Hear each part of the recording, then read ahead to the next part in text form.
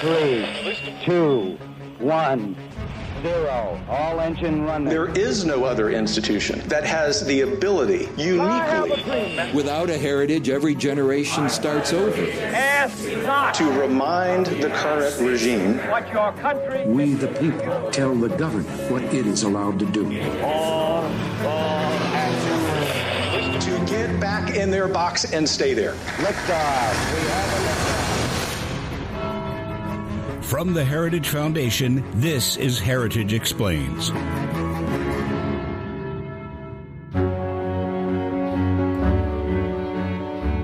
Hello to all of our loyal Heritage Explains listeners. We're on break for the month of August, and we'll be coming back with new episodes in September. But in the meantime, we're rounding up some of our favorite shows from the last year. One of the key moments in the early Trump administration were the cuts to USAID. For the first time, many Americans got an up-close and personal look at the way that the sausage gets made in Washington. What most people assumed was an innocuous aid organization was actually involved in much more sinister activities. Check out this conversation with David Ditch, who breaks down why this moment mattered so much. Well, David Ditch, welcome to Heritage Explains. Can you get started by telling us who you are and what you do at Heritage?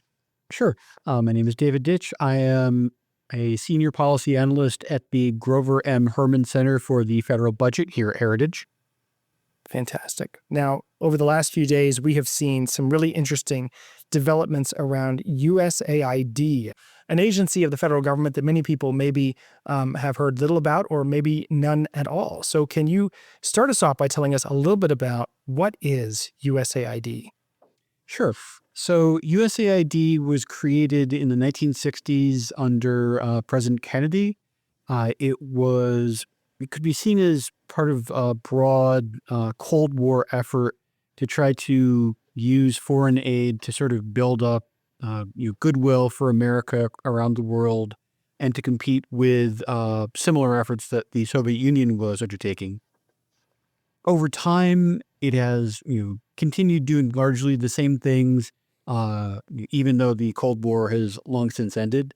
Currently spends in the neighborhood of $40 billion a year, largely focused on things like humanitarian assistance, economic development, and other such projects. So what you're describing sounds a lot like what we would expect maybe like the State Department to be doing. What makes USAID different from other federal agencies and specifically from the State Department? It's a very interesting question that I don't think a lot of people have a great answer for. So the State Department, in theory, is responsible for overseeing our foreign policy and foreign relations, our diplomatic embassies and such. USAID is more about the U.S. Theoretically helping other countries.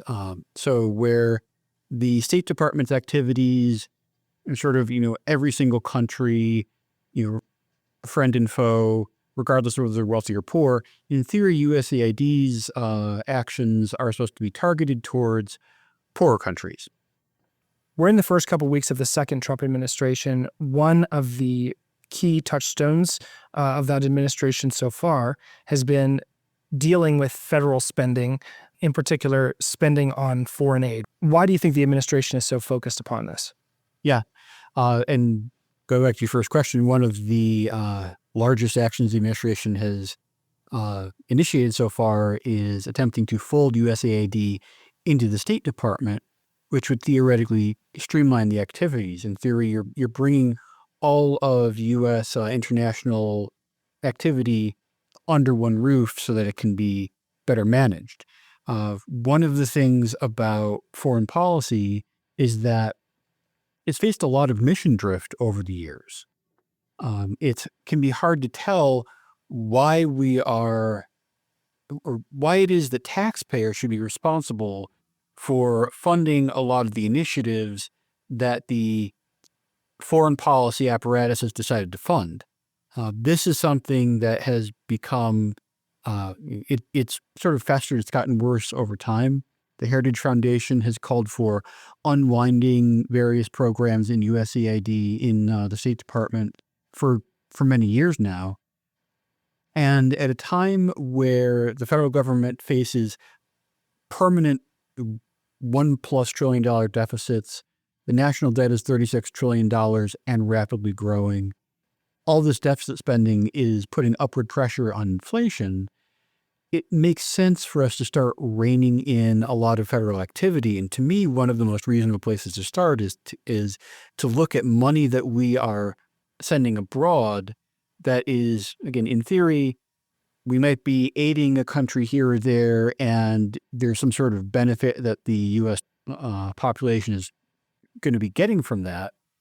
The reality is that right now, there is a network of non-governmental organizations, typically referred to as NGOs, operating in the U.S. and around the world that are really the primary beneficiaries of this money. The U.S.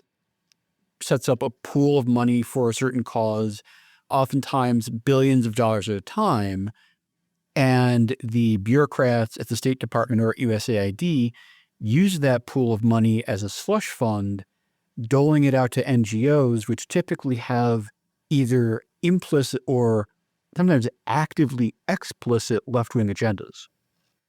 So we're going to talk for a moment about why this is in the news so recently with Doge and the activities of Elon Musk. But before we do, can you give us a sense of what some of these grants look like? How is this money being used and how much of it are we seeing go out? Just a handful of examples from USAID itself. So one is a program to provide charging stations for electric motorcycles in Uganda. Uganda is a country that has a lot of problems. It has a lot of poverty. In theory, the first thing that they're going to need is the basics. Instead, this is bureaucrats at USAID saying, okay, well, we, that is to say the bureaucrats, are really invested in the left-wing climate agenda. Therefore, we're going to fund charging stations for electric motorcycles, even though that's sort of a, as they say, a first world problem or a first world solution to third world problems.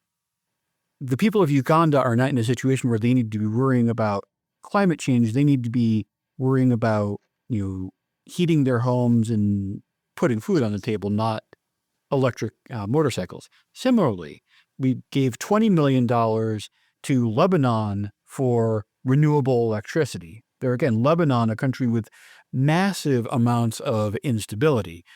They need the basics. They don't need to be worrying about quote unquote green energy.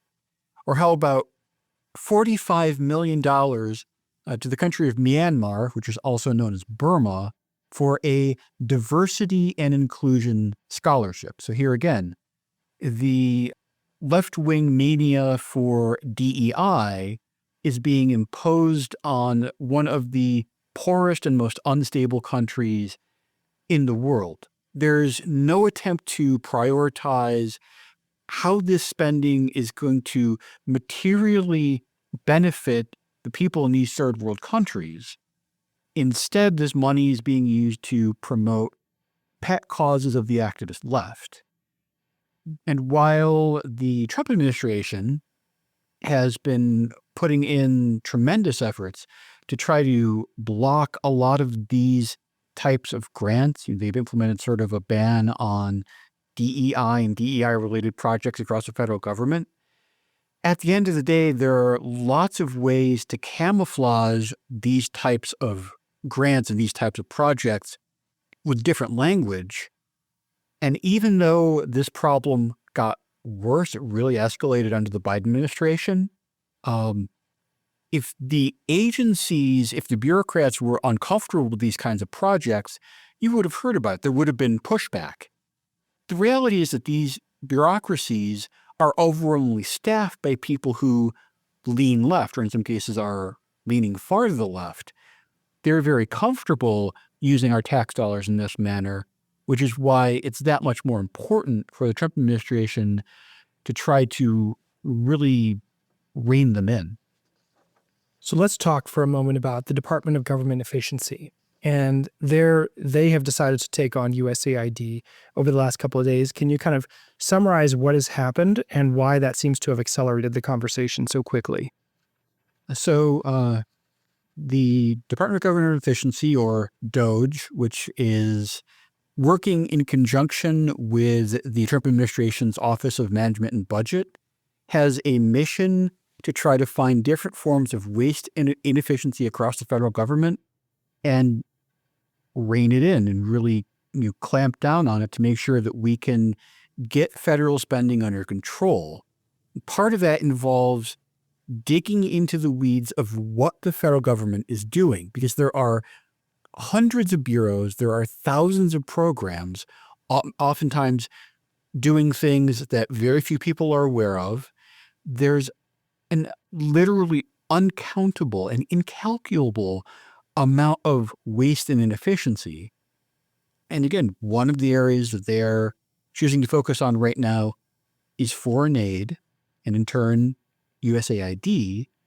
They're trying to figure out where all the money is going, towards what organizations are receiving money, what are the projects that they're working on, to find the instances of spending that is wasteful and inappropriate, and to then find different legal means for putting a stop on the worst of the worst projects. So, somewhat related to what's going on with USAID, we also have the Trump administration putting in place a spending freeze for a lot of federal grants. What is going on here? What kind of grants are affected, and what's the status on that? The federal government spends money in lots of different ways.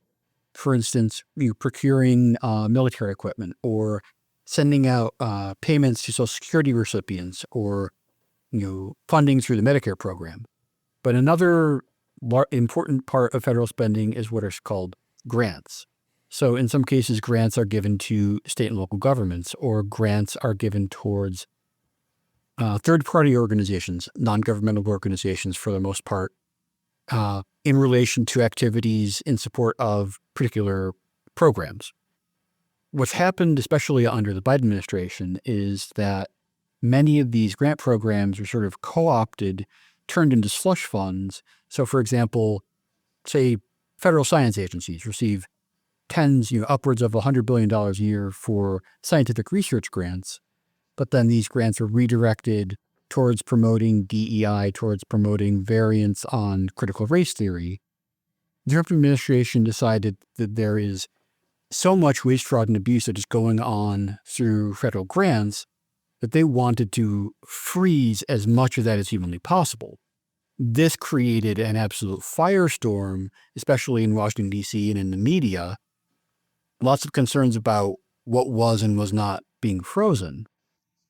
Fairly shortly after the freeze was announced, two things happened. Number one, the administration decided to put a pause on the freeze to iron out some of the finer points to make sure that they were targeting the specific types of grants that needed to be frozen. But there was also a freeze on the freeze that was put in place by a federal judge. And that has since been, extended. The freeze remains in place. It's unclear what the administration is going to do, whether this is going to be a protracted legal battle over the spending freeze or not. But this is not taking place in isolation. The Office of Management and Budget is likely going to do what's called impoundment. So what happens under impoundment is executive branch agencies will take particular funds that were authorized or appropriated by Congress and say, we don't need this money for one reason or another, whether it's wasteful, whether it's unnecessary, whether it's funding an action that the administration considers to be unconstitutional, and that money is put in place and will not be spent. There were limits on impoundment that were enacted in the 1970s. And what will most likely take place is the administration will impound some funds. There will be a court battle over whether the impoundment is legal, because the administration believes that the law, in this case, the Impoundment Control Act, is unconstitutional.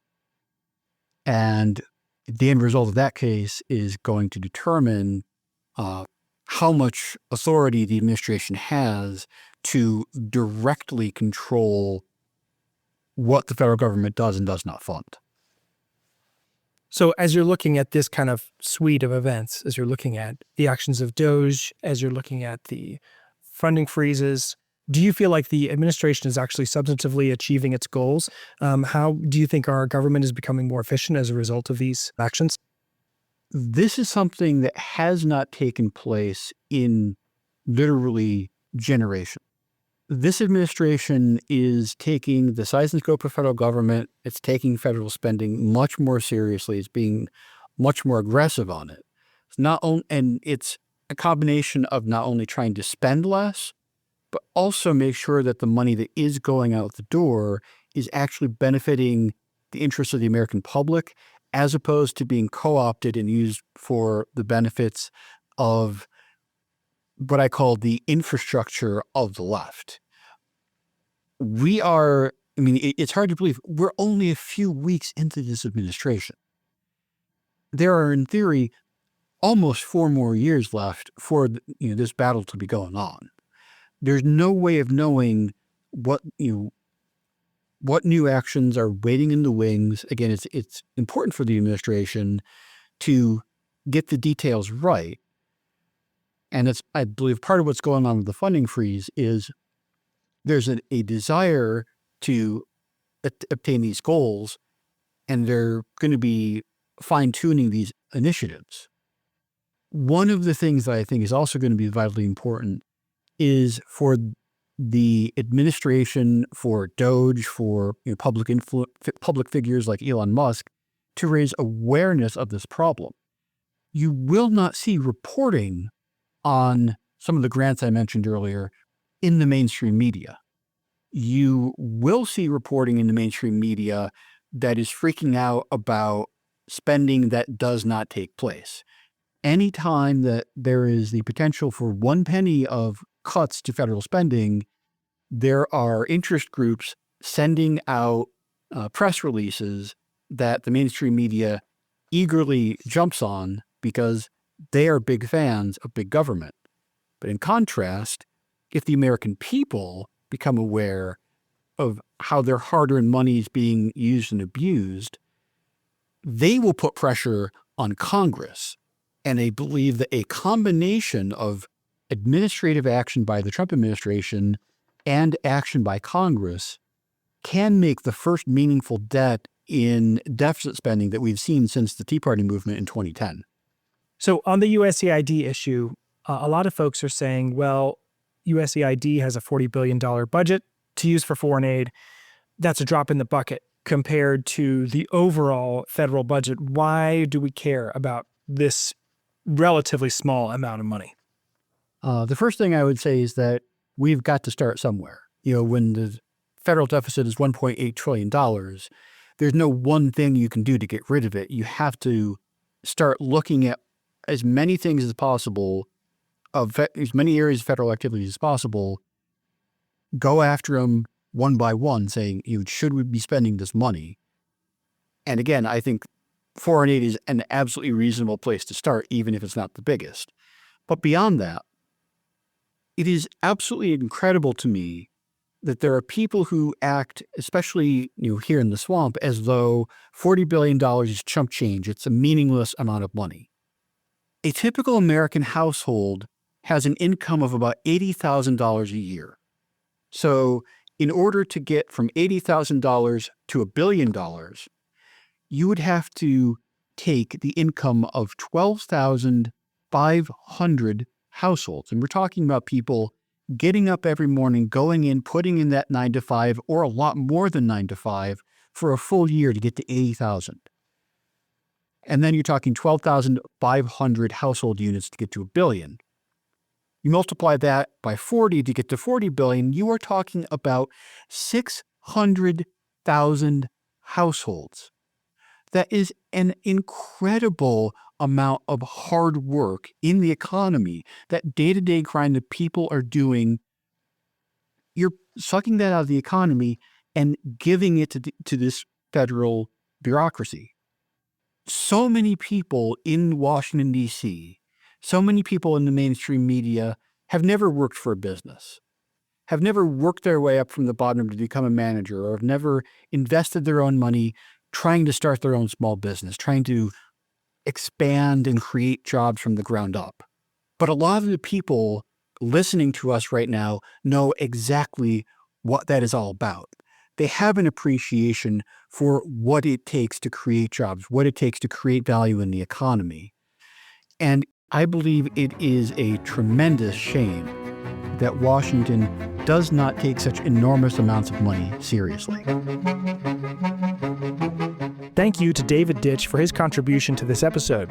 You can find more analysis by David at heritage.org, or you can follow him on X at David A. Ditch. Thanks as always to you for listening to Heritage Explains. You can reach out to us with thoughts, questions, or suggestions at heritageexplains@heritage.org. Take care. We'll see you next week. Heritage Explains is written and produced by Mark Ghani, Lauren Evans, and John Pop.